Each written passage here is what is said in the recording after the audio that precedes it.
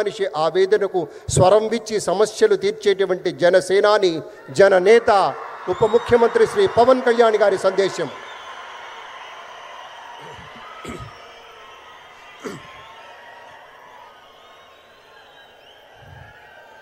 వేదిక పైన ఆసీనులైన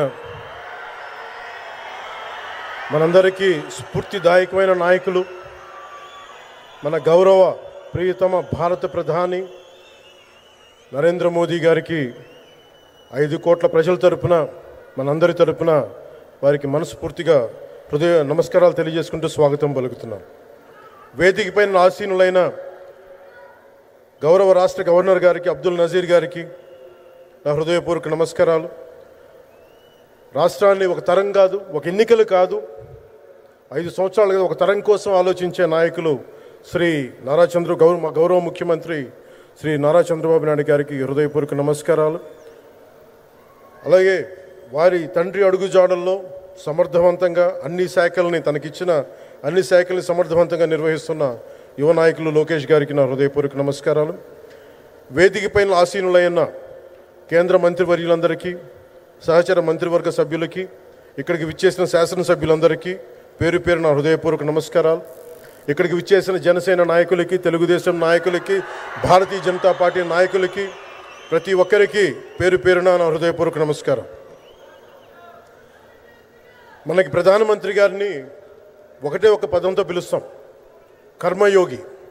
ఏ ఫలితాలు ఆశించకుండా దేశ సేవే పరమావధిగా ఆయన ఆలోచిస్తూ, ఎలాంటి లాభాపేక్ష లేకుండా కేవలం ధర్మాన్ని పట్టుకొని డ్యూటీని, కర్మని ఏమాత్రం ఆశించకుండా చేస్తున్న అలాంటి వ్యక్తి మనం ఈ సమయంలో ఈ తరానికి వారు దిశానిర్దేశం చేసే విధంగా ప్రధానమంత్రి స్థాయిలో ఉండటం మనందరం చేసుకున్న అదృష్టం.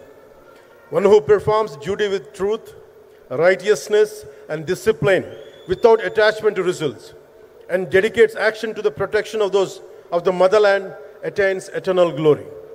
The statement perfectly describes Honorable Prime Minister Shri Narendra Modi ji.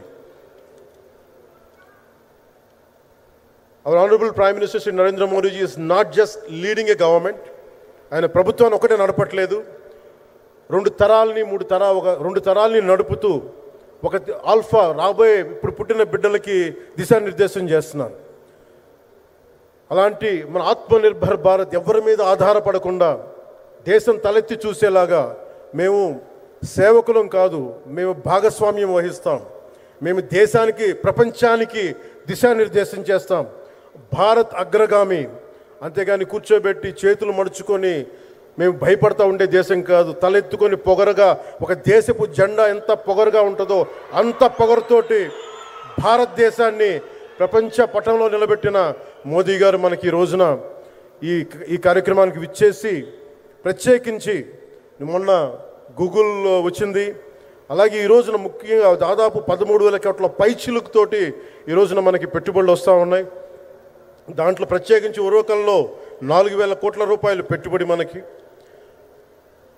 ప్రత్యేకించి ఈ రోజున మనకి జిఎస్టీ పన్నులు ఎప్పుడు పెరగడమే తప్ప ఇప్పుడు తగ్గవు.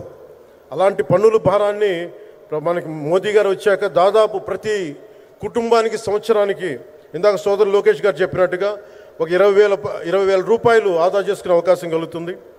ఇది జిఎస్టీలో విద్య కానీ వైద్యం ఖర్చులకు భారం నుంచి సామాన్యులకు ఉపశమనం కలిగిస్తుంది. ఆరోగ్య బీమా, జీవిత బీమాపై జిఎస్టీ పూర్తిగా తొలగించడంతో పాటు వార్షిక ప్రీమియం 3,000 నుంచి 4,000కు తగ్గి అందరికీ ఇది అందుబాటులో ఉంటుంది. అలాగే విద్యార్థులకు కావచ్చు, ఇలాంటి ప్రతి ఒక్కరికి కూడా అన్ని రంగాల వాళ్ళకి ప్రత్యేకించి మనకి జిఎస్టీ వల్ల లాభాలని అందరికి అందించేలా ముందుకు తీసుకెళ్ళి ప్రతి ఒక్కరికి, గౌరవ ప్రధానమంత్రి గారికి, దీనికి సహకరించిన గౌరవ ముఖ్యమంత్రి శ్రీ నారా చంద్రబాబు నాయుడు గారికి, ప్రతి ఒక్కరికి నా హృదయపూర్వక ధన్యవాదాలు తెలుపుకుంటూ, ప్రధానమంత్రి గారికి ఇంకొకసారి ప్రత్యేక ధన్యవాదాలు తెలుపుకుంటూ, మేమందరం ఈ కూటమి ఒక 15 ఏళ్ళకి తక్కువ కాకుండా బలంగా ఉండాలి. మనందరం ఎంత బలంగా ఉండాలి అంటే ఇది తప్ప ఇంకెవరికి ఏది రాదు.